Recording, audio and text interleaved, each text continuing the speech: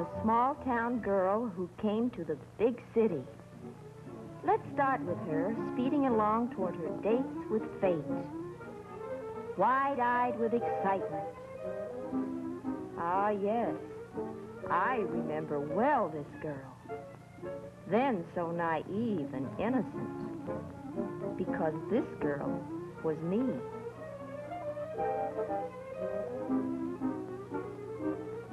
Little did I suspect that bright day the startling adventures just waiting to happen to me in the city ahead. If I had known then all that was to happen to me, I might have turned the car about and raced away from this place twice as fast as I was speeding toward it. Rounding a curve, I brake my car to a stop on a hill, high above the city I had heard so much about all of my life. Bright fires of excitement were sparkling inside me as I ran forward for a first look at it. There below me, a bit smoggy, lay fabulous Hollywood. Astounding adventures awaited me down there.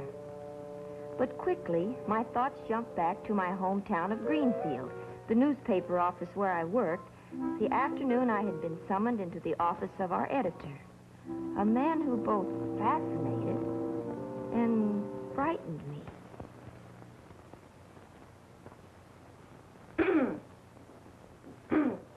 Mr. Hanson? Yes? You sent for me? Oh, yes, I did, Miss Sloan. I wanted to have a little talk with you. Very confidential. You see, for some time now, I've been thinking about you. Why, what would you be thinking about me? You'd be surprised. Oh. Why, Miss Sloan, you're not afraid of me, are you? I guess I do have a kind of a reputation that frightens most girls in this town, but tell me, Miss Sloan, do you think I'm a big bad wolf? Miss Sloan, as I was saying, I've been thinking about you, and do you know what people in Hollywood do?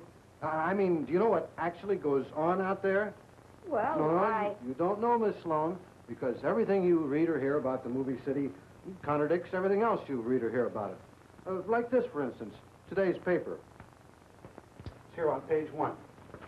There. Hollywood investigator claims belly dancers perform nearly naked in swank strip spot. Or this juicy item. Screen star spits in critic's eye, scores bullseye. Now, these are the news headlines, but listen to what Film Fan Reporter writes in her column. There. I've always found screen stars to be innately kind and polite. Now, I always thought anyone that spit in your eye was downright impolite. And this. No matter what scandalous tales you hear about our city, the truth is nothing unusual ever happens here. But take a look at this. Naked woman on motorcycle outraces police through streets near Hollywood. A naked dame racing bareback and bare everything else through the streets. I suppose that's not unusual for Hollywood. And listen to this sugar broadcast by Prunella Skipper.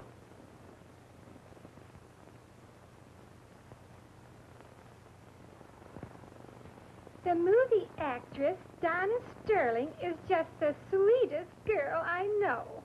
All her troubles have been due to her being just too generous to people, especially men. She just can't say no to anyone. Especially men. The poor, misunderstood child is rushing to the arms of her only true love in Las Vegas, just as soon as she gets a divorce from her 5th husband in Reno. See what I mean? Here's a city that everybody wants to read about, hear about. But everything you hear about it is contradictory. What kind of place actually is Hollywood? That's what everybody in Greenfield and everywhere else would really like to know. So give them the answer, the real lowdown with no punches pulled, and I'll bet we double the Star Times circulation. That's why I've decided to send someone out there to write a series of articles for us. The facts, you understand. And whatever that is, good or bad, we're going to print it. Should be sensational. Yes. Go to Hollywood and find out. Actually, do yourself everything they do out there. You know what I mean? Me? Why not? You have all the equipment necessary for the job. But I wouldn't know how. I'm confident there'll be plenty of applicants to teach you how. But I haven't had any experience. I'll bet you won't say that when you come back. Well, Mr. Hanson's words had made me curious. I turned and raced back to the car, anxious to get down to the city below and discover just what might happen there. If I'd have only known. 36 hours later, I was typing my first article. For I felt sure what had already happened to me would surprise readers of the Greenfield Star-Times.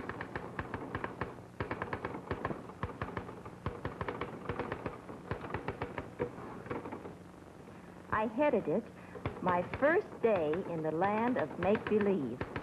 Like most people who come to Hollywood, my first thought upon arrival was, where could I see the movie stars? The simplest way might be to get one of the movie maps advertised along Sunset Boulevard. From a quaint old character, I purchased one, guaranteed to list the home addresses of 300 movie celebrities. And so, I set out to see the stars. You think all these glamour boys and girls live on vast estates? Ha!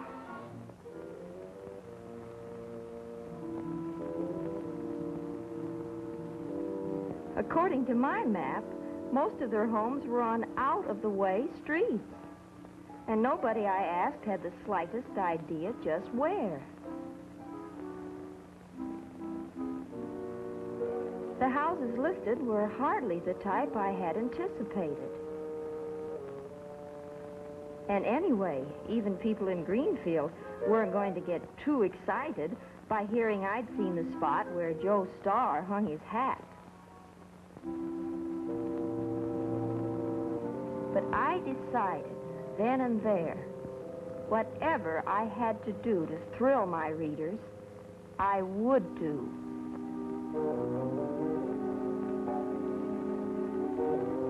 My first adventure, however, happened by accident. Somehow, I got lost in the Hollywood Hills. Looking for someone to give me directions, I saw a strange figure. I waved.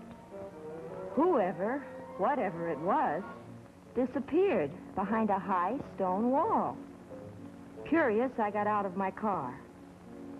The place had a foreboding look. But I was lost. Anyway, I was seeking strange experiences. This looked like a place where you would certainly find them.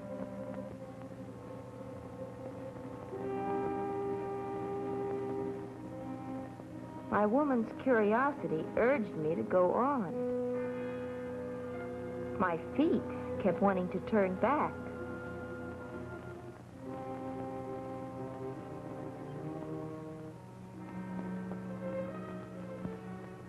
Somehow the place was weird.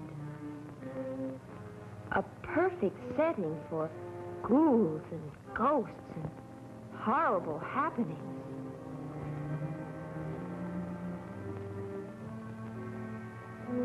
And I had a strong premonition that something awful was about to happen to me.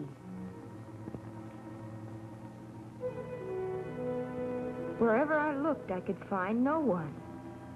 But I could feel hidden eyes fastened on my every movement.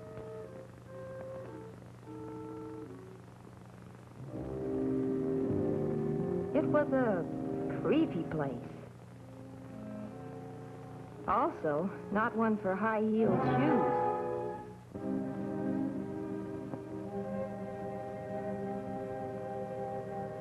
I tried to act calmly, but inside, my nerves were whipping up a small-sized panic. Suddenly, something jumped up in the bushes behind me. I screamed.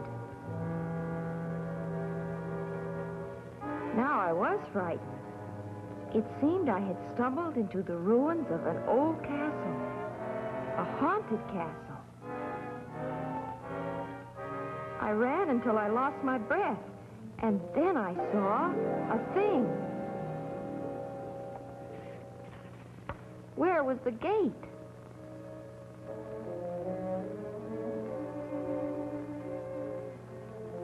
I was running around wildly trying to find it when I stumbled and fell flat.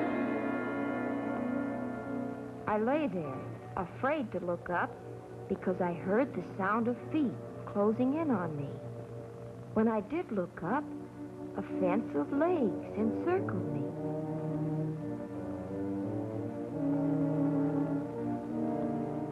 And the tallest man I had ever seen towered over me. The man motioned for me to get up.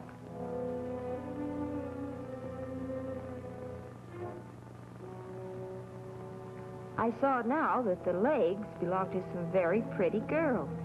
Even the hideous head that had scared me was only a mask for a beautiful girl.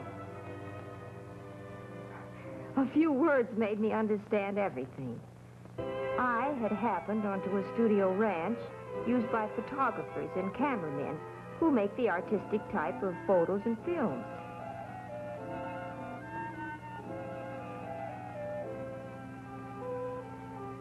These girls were a group of models who posed for them.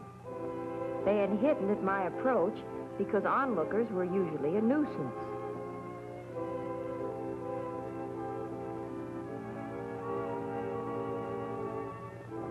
Since they had not been able to scare me away, however, everyone went back to work.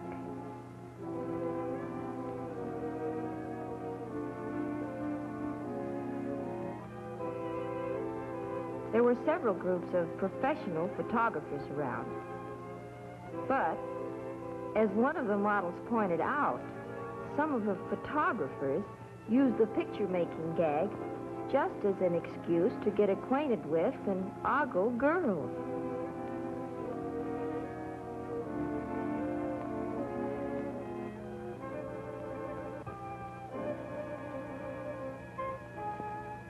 Sometimes they had film in their camera, sometimes not.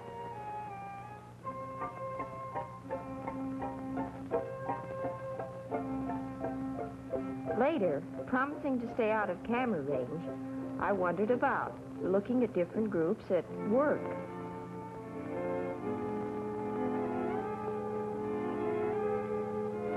In one secluded spot, an artist was daubing at a canvas.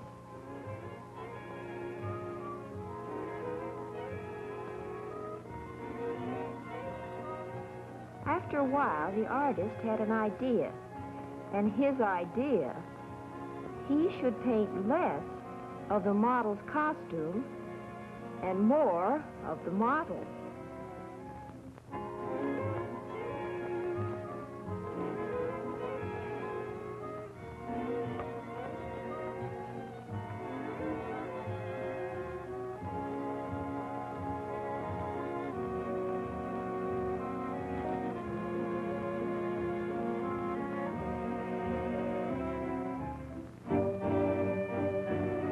And then the artist began to get the same idea again. He should take less of the model's costume and even more of her.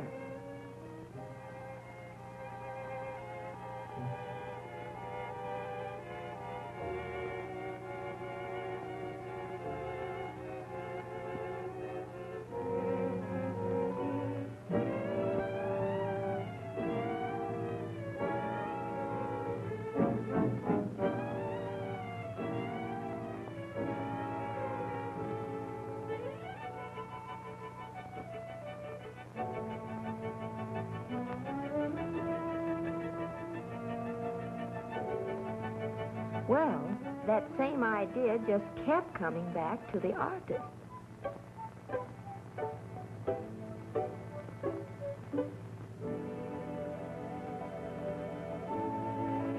But at last the model said, "Wait a minute. Just what kind of a painting is this masterpiece of yours?" And then she saw what she had been posing for. Well, this artist would either have to improve his art or find a model with less temper.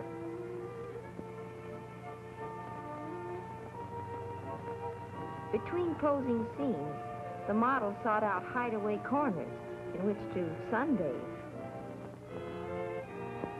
An even, all-over tan was particularly desirable for color shots, they told me.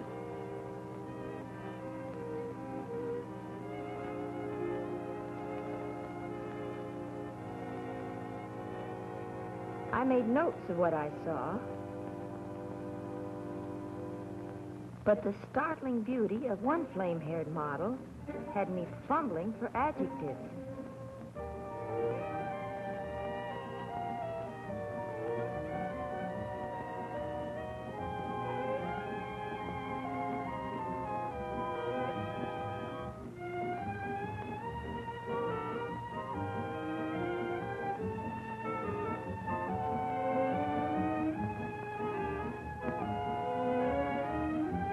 Innumerable young peacocks roamed all over the ranch, and this girl threw breadcrumbs to them. But the peacocks refused to come near enough for her to pet them. As one photographer exclaimed, "Silly birds."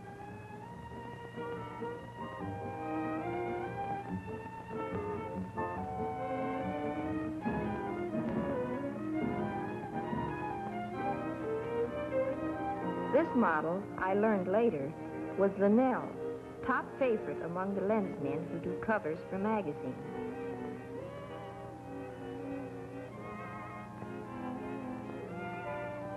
Her fiery golden hair, falling down over her cream-white body, resulted in the most sensational color shots.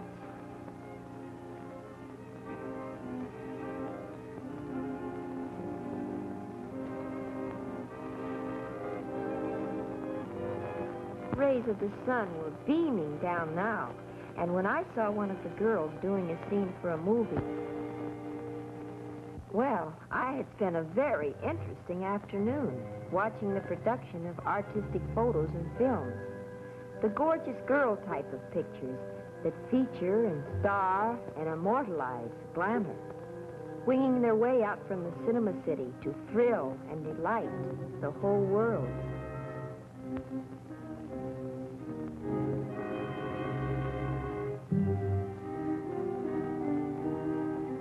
As I was leaving, the tall photographer handed me his card. He said he could use me as a model, but I was still a little afraid of him. The third day I was in Hollywood, I received an envelope marked "Very Personal." The letter inside invited me to some very special entertainment, to a show you could see only in Paris or at this French Follies Theater. To ensure admittance, I took the letter and $2 and found on arrival the show had already started.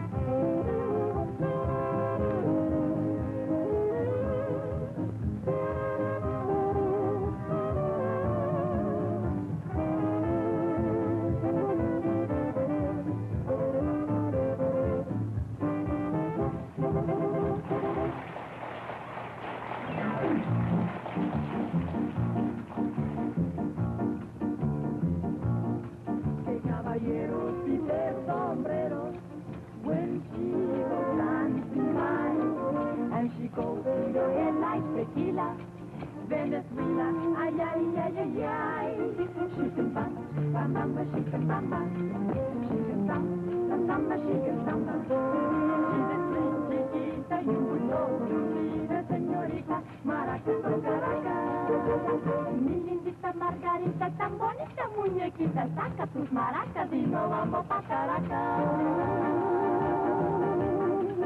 ¿Con Caracas? Sí. I think.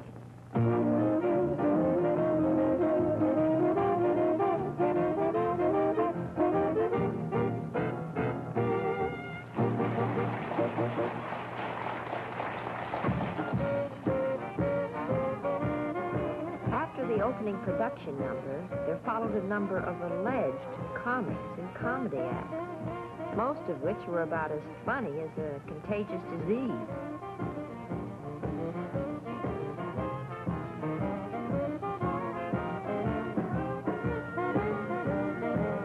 And then, several dancers. This was dancing.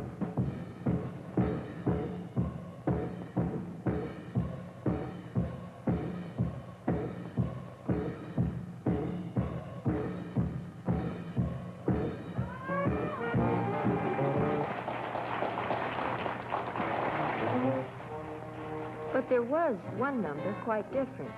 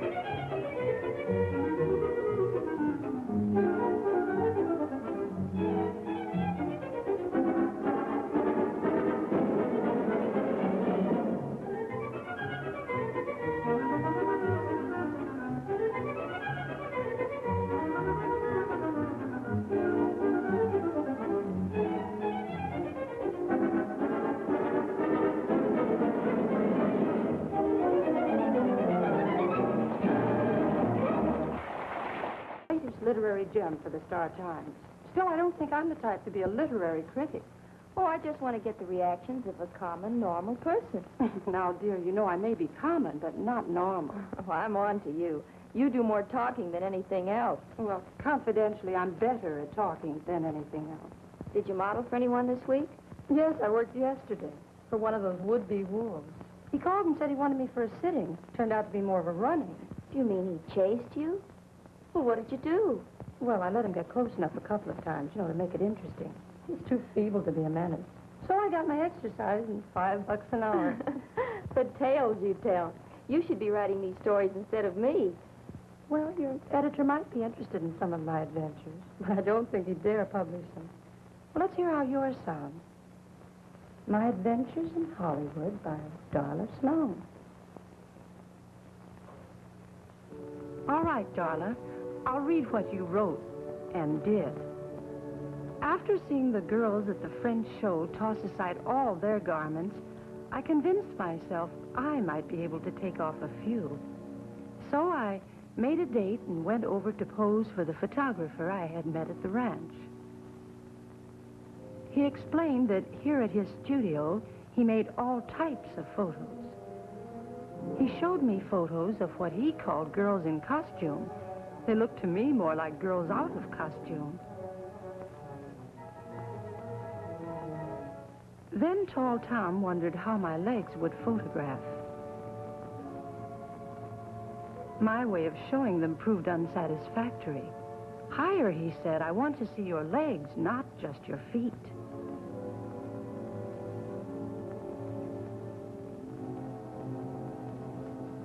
To change into a costume, he sent me behind a small screen.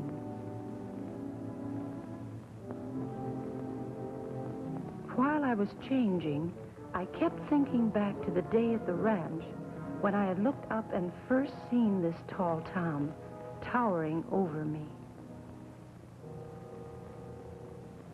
I began to wonder just what he had in mind now. I had heard stories about photographers.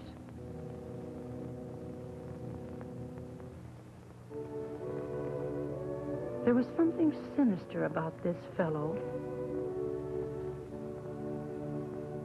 We two were here in his studio, alone.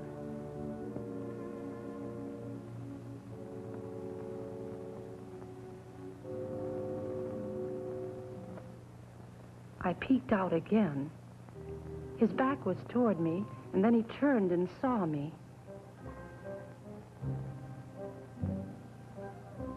He started coming toward me. He came nearer, nearer, near. Oh. And then he said, "Here, wear these stockings."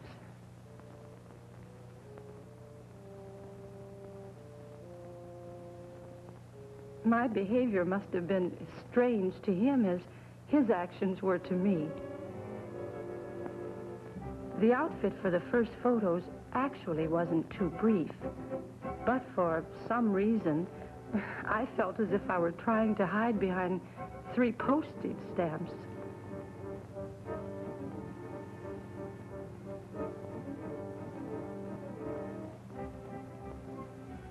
Tall Tom finally pulled out a pair of dark glasses and assured me that wearing them, he was practically blind.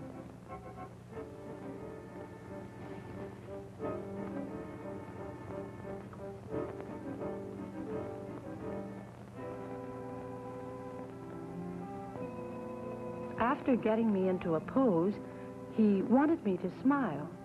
I looked about as pleasant as if I were making a date with the dentist.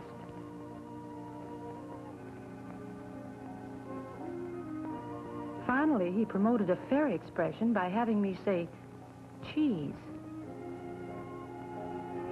Maybe this is how they started calling this kind of photography cheesecake.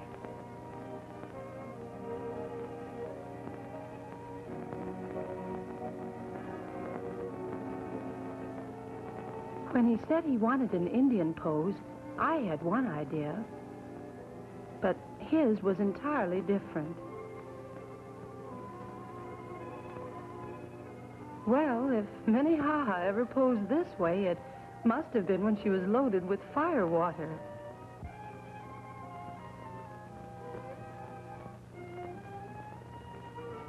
But even after he snapped it, Tall Tom still called this an Indian pose. And the photographer and 2 male customers all had asked me for a date. Well, after reading this, I'd say that when you went back to Greenfield, all the women will hate you, but all the men will want to date you.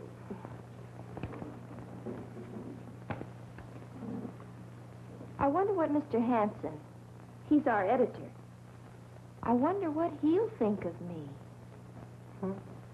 I wonder what you think of Mr. Hanson. He's the type of man that makes you not know what to think.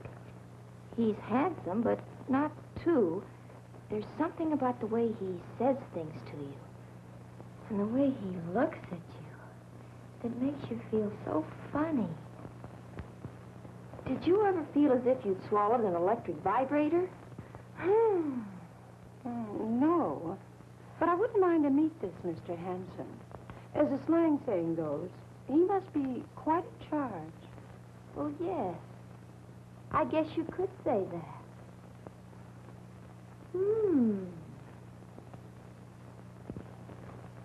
Hey, who's the lassie with the cute chancy?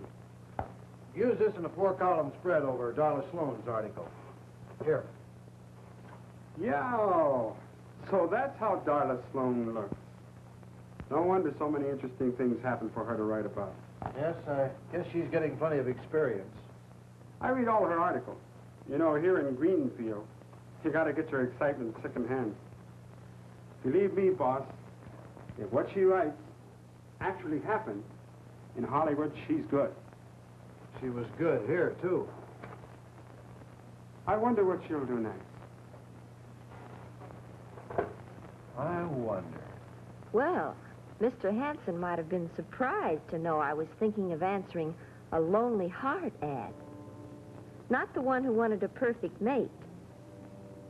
And I couldn't help the handsome man who needed a wealthy wife. But Mr. Sophisticate, who wanted to show some girl a wonderful evening.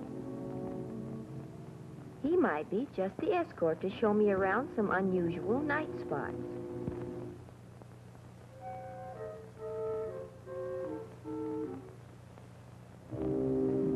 Somehow his voice was not quite what I expected. But he was eager. One thing I never learned to do, smoke. For this date, though, I wanted to appear worldly wise. But as usual, one drag and I felt as if I were drowning. Oh, well, I would just have to act as if I'd been around. The bell buzzed. I primped myself, went to the door, opened it, and there was Mr. Sophisticate.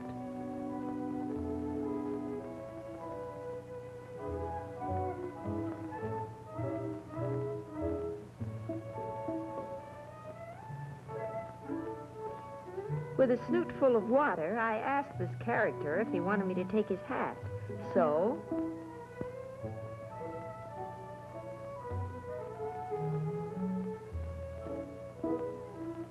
it seems in his hat, he brought his own lunch. Oh, this boy was a card. I bet he'd have been the life of a party somewhere back in the gay 90s. And that's where he should have been. He was full of tricks. And he punctuated each one with a jab in the ribs. Did I know he made big money? He showed me. Big money. Rib jab.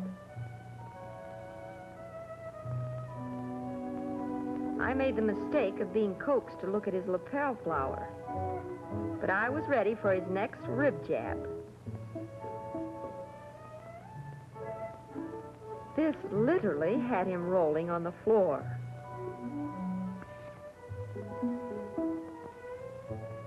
Next, had I ever seen the Three Stooges? You know, one butted the other with his head, the second kicked the first in the pants. Foolishly, I asked what the third did. Mr. Sophisticate showed me.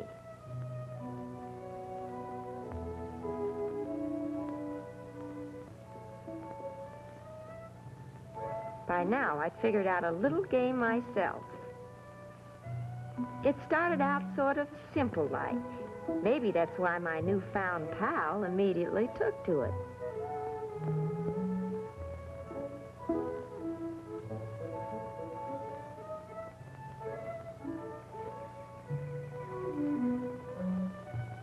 But as my game progressed, it became a little more complicated.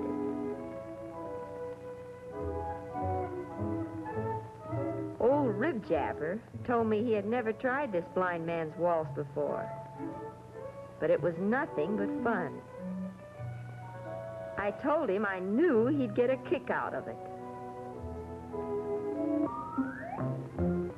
And he was Mr. Sophisticate? I crossed Mr. Sophisticate definitely off my list. But another ad caught my eye. Well, wonder how it would be to have a date with a Hollywood actor.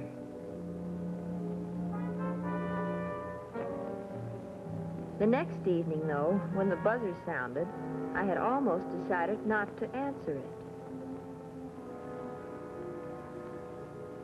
But I knew he was completely different from Mr. Sophisticate the moment he stepped inside the door and said, I am Sir Reginald Reginald. Sir Reginald, won't you sit down? You may call me by my first name.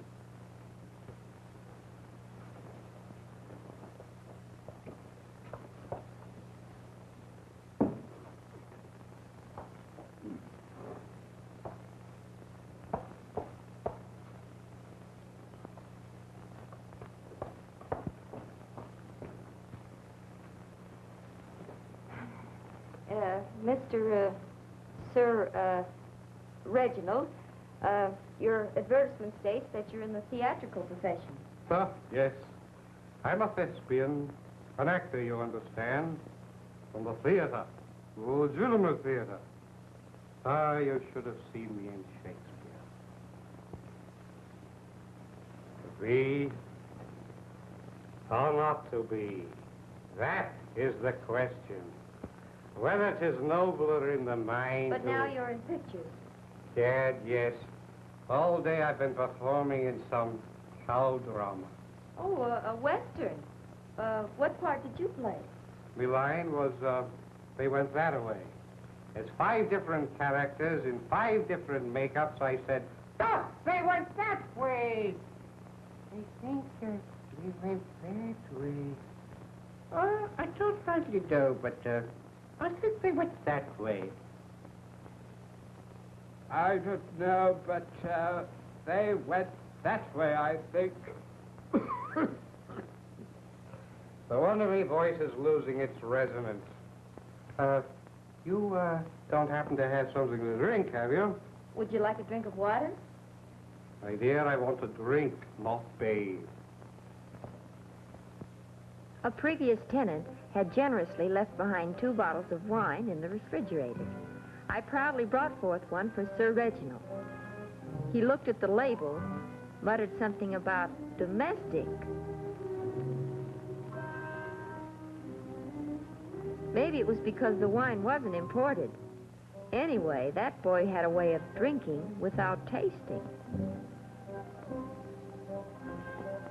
Well, I gulped one too.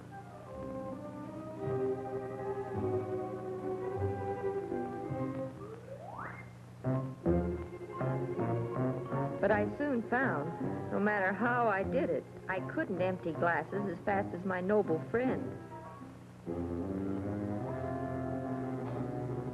Sir Reginald finished the first bottle in a breeze. The second bottle about finished Sir Reginald.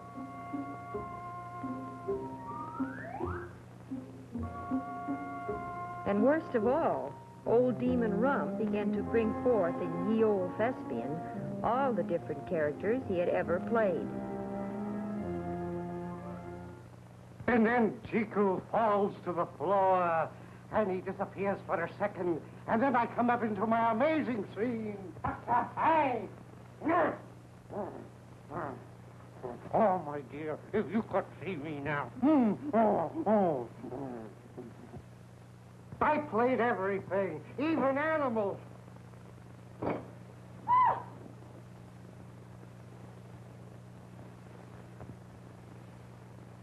Perhaps you saw me as the Avenger of the Sun's Fury. Oh, what a scene. The sort of thing the audiences love. I beat the heroine for 2 reels. What a romantic scene.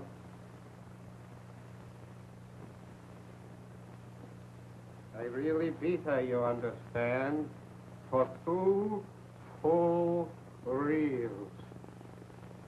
How do those lines go? Dying. At last, me proud beauty, I, the avenger, have uncovered your treachery. With 100 lashes of the whip, I'll wipe out your disgrace. Yes, she ran from me, but I was after her. And now, in punishment for your perfidiousness, that wasn't in the scene. What's the matter with you? Haven't you eaten today? You foxy wench. This but makes me duty more exciting.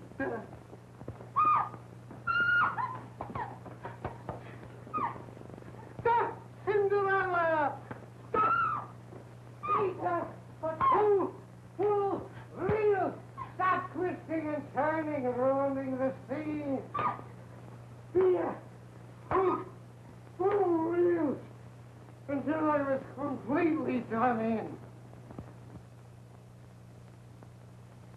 Very exhausting scene on me, you understand?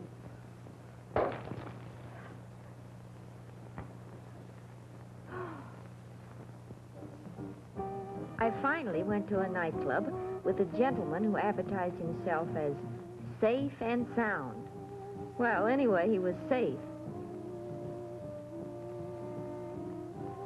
His hearing wasn't so good, but when they introduced the exotic dancer, Naomi, you could see Pop's eyesight was still sharp.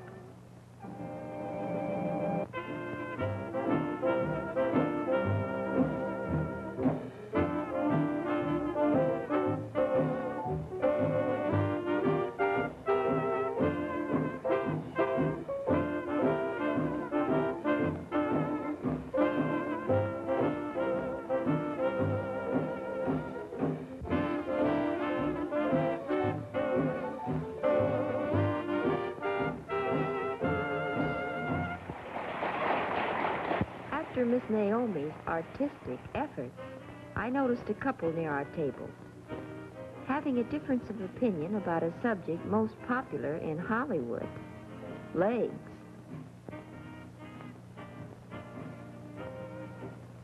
They moved away and I forgot them. Another act was being introduced on the stage. When Pops found the next act was not an exotic dancer, he lost all interest in the show.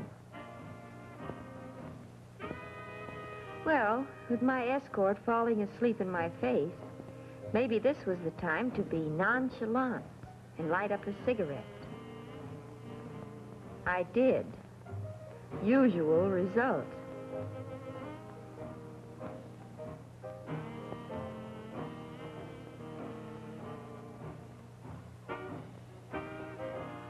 But if a lady couldn't act nonchalant, she could at least always go powder her nose. Approaching the nose powdering department, I saw the couple which had been arguing near our table.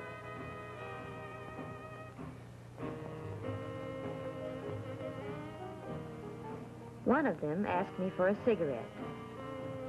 I might as well give them away. I couldn't enjoy them myself.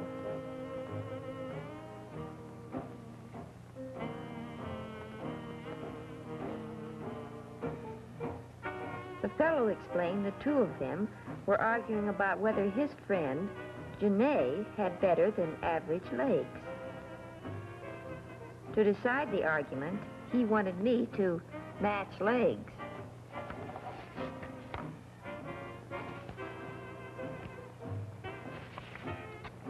By now, I had gotten used to the gag.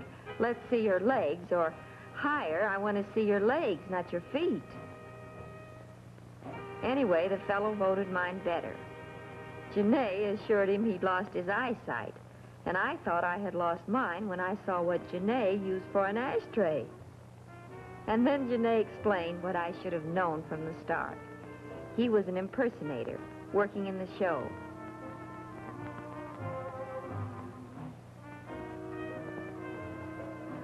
No wonder I choked on my cigarette this time.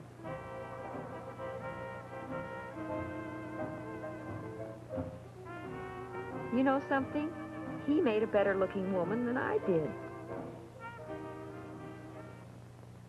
Here's today's edition, Chief. Hot off the press.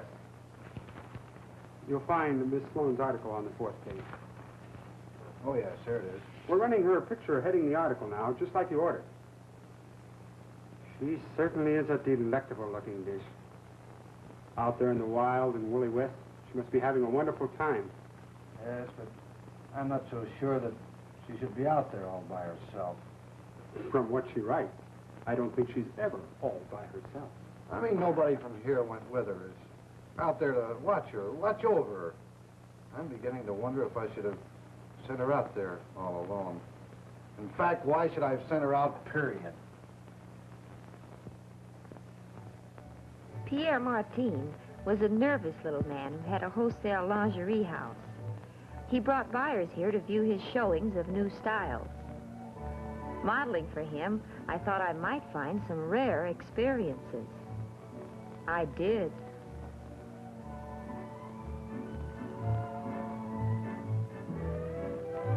It was nothing unusual for the excitable Pierre to stick 2 cigarettes in the customer's mouth and light both of them.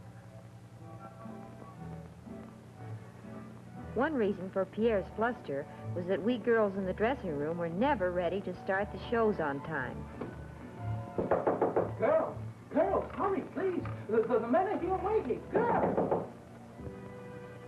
Say, isn't it funny the buyers are always men?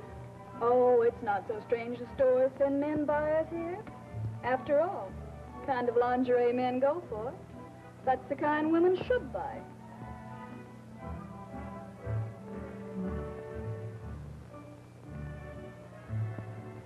Girls, let's go with the first number. How long will you be? 5 or 4 minutes. No. I wonder what makes him so excitable all the time. Probably working around all this lingerie. Make way, for the body's beautiful. You should have been parading around out there 5 minutes ago. You mean for something so wonderful? They can't wait 5 minutes? The way she's always claiming what a shape she has. You'd think she had my body. You'd better hurry, Jean. You follow me. I've always found that easy. Dreamer. Well, girls, here I go. No matter how impatient the buyers had become, the sight of Francine displaying Pierre's creations always had a soothing effect on them.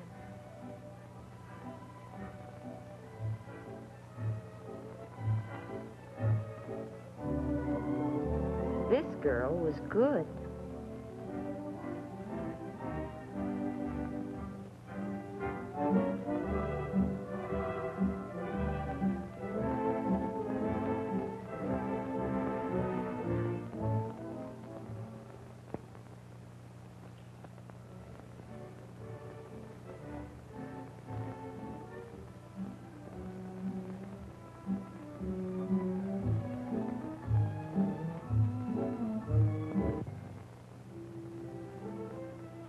Jean may or may not have been joking about being able to follow Francine in anything. But her appearance in the Sweetheart lingerie set certainly sustained interest in the show.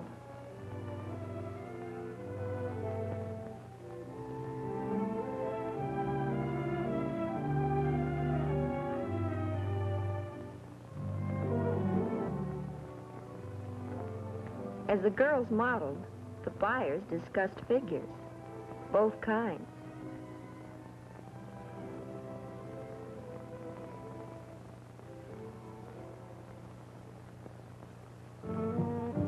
Wanda had an original way of modeling. She just went into a dance routine, upon which the buyer's eyes would usually spin around like pinwheels.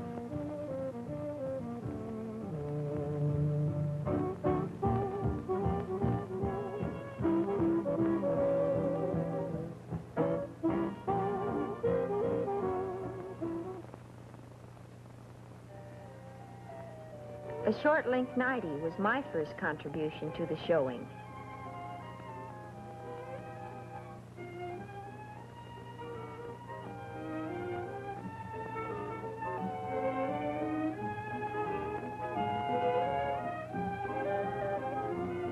After saying good night, I blew out the candle, and this closed the first half of our little show.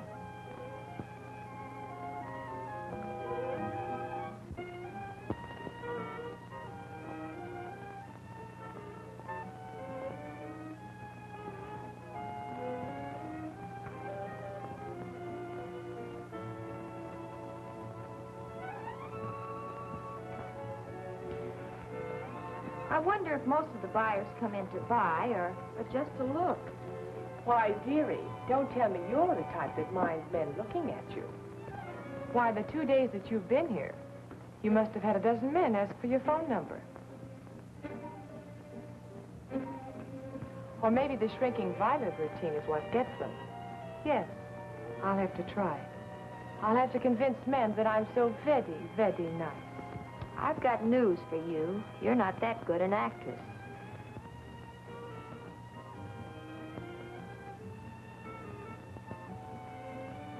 The curtains opened up on Wanda for the second half of our little offering. Beautiful in black, wafting fragrance about. She could dance, too.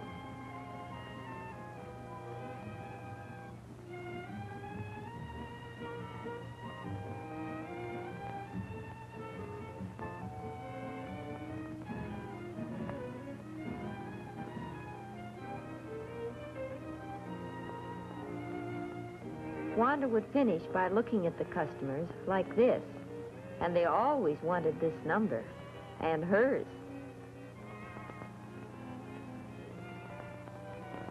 Francine was our #1 stocking sales girl.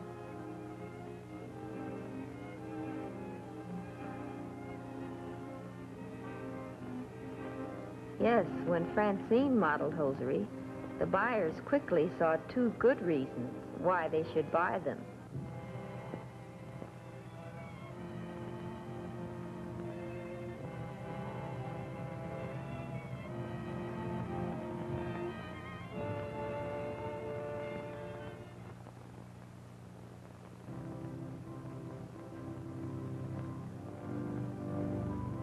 An original creation by Pierre was his bridal night lingerie. I felt flattered that he chose me to model it.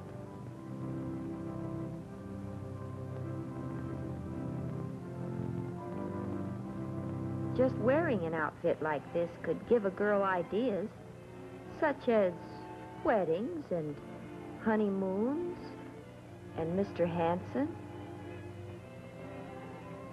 Strange this should make me think of him. Or was it?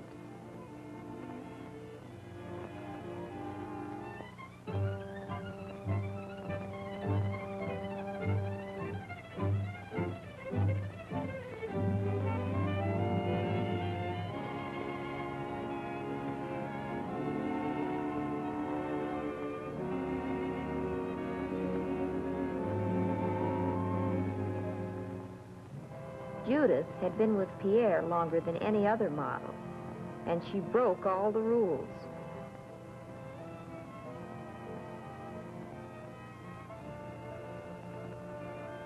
I saw her giving her telephone number to one of the buyers.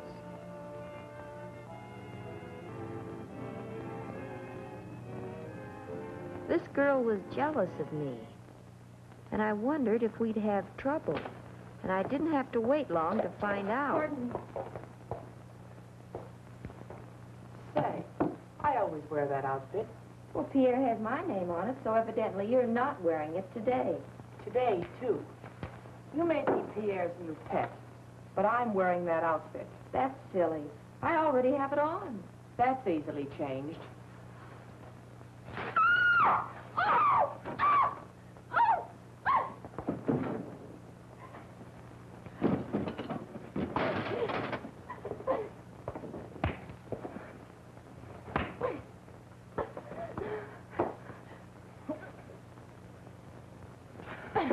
What's happening in there?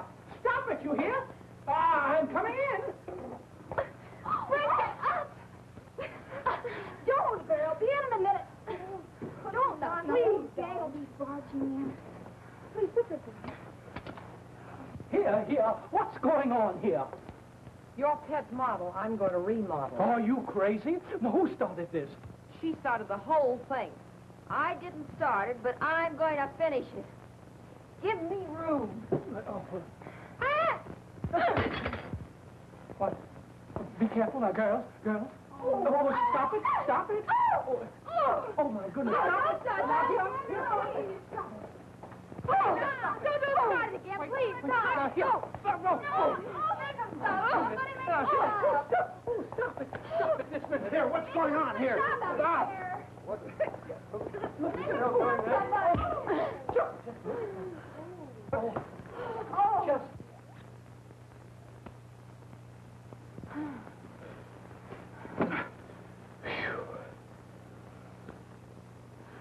Why, Mr. Hanson, what are you doing here? Well, I was worried about you, and I came to Hollywood, and I went to your apartment, and they said you were working here. Well, I'm not exactly dressed to give you a formal reception. Still afraid of the big bad wolf, huh? Listen, after what I've seen and done out here, you just think you're a wolf. Watch me. You. Wow, you certainly have learned a few things in Hollywood. And that's only the beginning of what I've learned out here.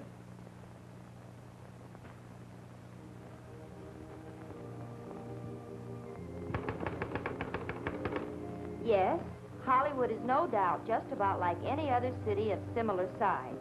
I understand that now.